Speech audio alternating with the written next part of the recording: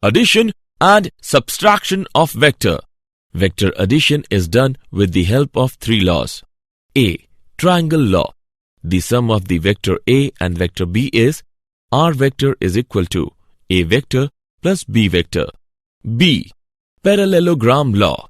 If two vectors are represented in magnitude and direction by two adjacent sides of a parallelogram, then their resultant is given by the diagonal passing through the common corner.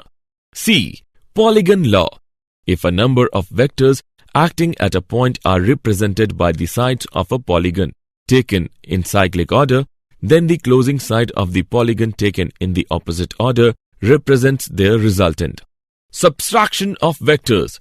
The process of subtraction can be seen as addition with negative sign given by. For more such videos on all subjects, practice questions and a lot more, download iPrep and learn unlimited.